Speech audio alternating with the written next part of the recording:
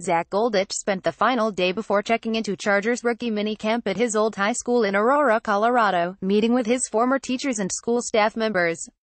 It took longer than anticipated, everyone had kind words, and the school roped him into staying for a spring signing day ceremony.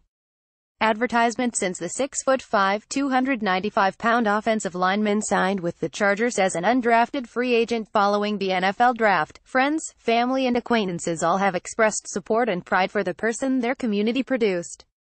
"I've been talking to these people and they were like, 'You've made it. I'm going to go get a Chargers hat and I'm going to do all that stuff,'" Golditch said. "I'm like, wait. I appreciate the support but wait." Advertisement. He is one of 21 undrafted free agents the team targeted in the aftermath of the draft.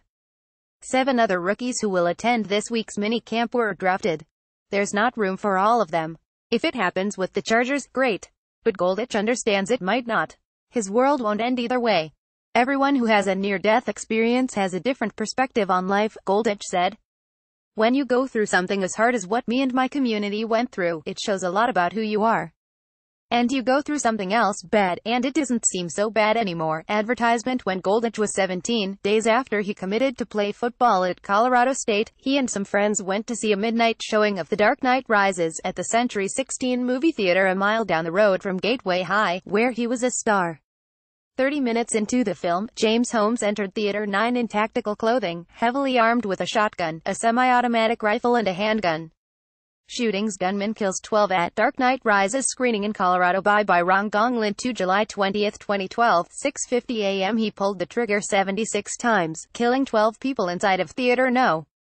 9. One of those bullets passed through the wall into Theater Number 8, hitting Golditch in the neck, and just missed his carotid artery. 12 people died. Golditch was one of 70 injured. Though the mass shooting happened nearly 6 years ago, it's never far from Golditch's thoughts. When people talk about him as a football player, they usually talk about him as a victim too. "Every story has it in there because it's a part of my story," Golditch told The Times in a phone interview. "It's a story that nobody has, that very few people have. It makes sense. When I talk about it, when I read the articles or see the videos published, it brings back the memories. But really, the memories are there every day." Advertisement. General Manager Tom Telesco said he knew about Golditch's story early in the player evaluation process, but had forgotten about it until the Chargers signed him. "He was a really reliable football player," Telesco said, calling him smart, tough and athletic. "He'll get a chance to play either guard or tackle for the Chargers, most likely guard, and hopes that versatility will help in his quest to make the roster." The rookies reported Thursday and will hit the practice field Friday. No decisions will be made about the rookies, from first-round pick Derwin James to undrafted rookies such as Golditch, during the mini-camp or off-season practices that follow, Telesco said. "That time is all about getting adjusted to a new system and pro football lifestyle." Colorado State offensive lineman Zack Golditch, 61, stands with teammates Tyler Bjorklund, 73, Dalton Fackrell, 30, and Jake Bennett, 77, while the marching band plays after a loss to Marshall in the Gildan, New Mexico Bowl on deck. 2017. Andy Cross. Getty Images. Last season's first-round pick wide receiver Mike Williams missed all but one day of rookie minicamp and the off-season activities to follow because of a back injury and never caught up. While no one will be keeping score in the early days of minicamp, Golditch is optimistic he'll be able to show he belongs. "I realized the position I was in. I told myself whether I get drafted or not, either way, you're getting your foot in the door," he said. "I've heard stories of 5th or 7th round guys getting cut just like free agent guys.